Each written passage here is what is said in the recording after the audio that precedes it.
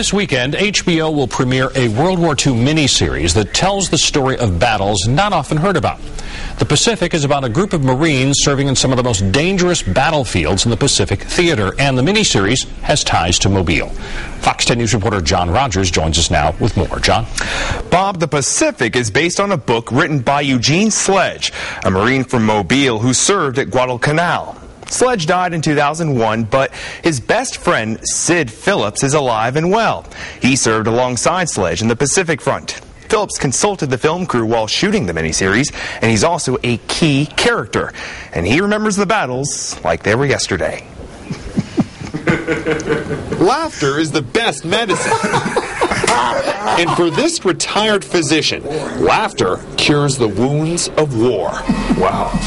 I was a lowly private. I don't know if anybody or anything could be lower than a private in the Marine Corps.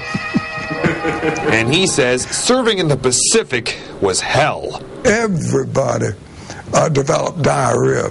And we had no toilet paper. We tore up our socks for toilet paper and our shorts and shirts.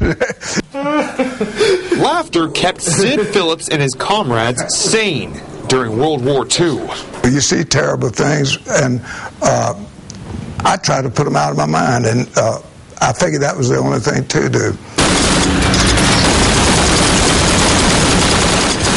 Phillips is a central figure throughout HBO's 10-part series. He says the directors went through excruciating detail to reenact the battles, and it's one of the most realistic war series he's ever seen. Phillips was a teenager when he set foot on Guadalcanal, one of the most decisive Allied battles of the war. Japanese forces were building an airfield in the Solomon Islands. They seemed to be unstoppable. If successful, the Japanese could have stopped sea lanes between the United States and Australia. So the Marines were sent to stop them. But they were pelted, assaulted, and bombarded from land, sea, and air. We felt like we were targets in a shooting gallery at the carnival or something. And if I had a meter that registered from concerned to scared, to fear, to terror, many times my meter would have been pinned beyond terror. Everybody was scared, but nobody would admit it. Phillips fought in the intense tropic heat, battling bullets, mosquitoes, and a lack of food. After 6 months of fighting, the Allies won. But nearly 70 years later, don't call Phillips a hero. The heroes are the ones that didn't come home. Phillips and his friends were just doing their duty. And sadly, not everyone came home. But he didn't lose his sense of humor. Oh, I hated that food.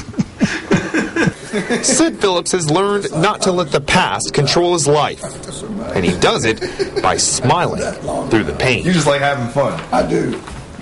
Phillips says people don't understand how massive the Pacific Theater was. They're fighting on chains of islands that spread for thousands of miles. They're trapped in total isolation in tropical forests with rains that would pelt them 24 hours a day. But those are stories that need to be told. So all this week, we're going to sit down with different veterans from that area and share their stories with you.